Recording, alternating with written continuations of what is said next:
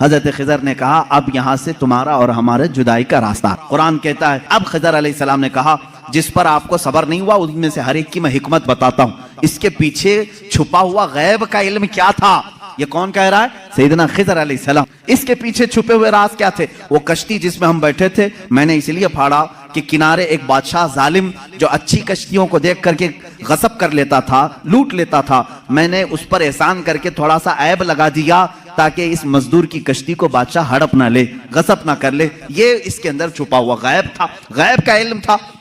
موسیٰ علیہ السلام کو دوسرے واقعے کی خبر انہوں نے دی، وہ بچے کے متعلق مجھے اللہ کی طرف سے یہ علم تھا کہ وہ بڑا ہو کر کے اپنے ماں باپ کو بھی مارے گا اور قاتل بلکہ وہ کافر بنا ڈالے گا، اس لیے میں نے اس کو مار دیا تاکہ اس کے والدین محفوظ رہیں، ایمان کی حالت میں رہیں۔ تیسرے اس دیوار کو ہم نے جو صحیح کیا وہ در حقیقت دو یتیموں کی تھی، ان کے باپ نے اس دیوار کے پیچھے خزانہ دفن کیا ہے، اگر یہ گر جاتی تو گاؤں والے ہڑپ لے جاتے، میں نے ان یتیموں کی حفاظت کے لیے دیوار کو صحیح کیا۔ یہ تین غیب کی خبریں بتاتے ہیں حضرت خضر۔ اس کے بعد جو بات ہے خضر، سیدنا خضر، ان کے متعلق خود اختلاف ہے کہ یہ نبی تھے کہ ولی تھے، نبی تھے کہ ولی تھے۔ بعض علماء نے کہا بنی اسرائیل کے نبی تھے، بعض علماء نے کہا نہیں وہ اپنے وقت کے ولی تھے۔ بہرحال اللہ نے ان کو علم و حکمت عطا کیا تھا۔ اب آؤ میں آپ کو بتاتا ہوں کتنا دیا تھا۔ اب یہی بات چل رہی نا، کتنا دیا تھا، اتنا کی اتنا۔ حضرت موسیٰ علیہ السلام نے حضرت خضر سے پوچھا کہ آپ کو کتنا علم غیب ملا؟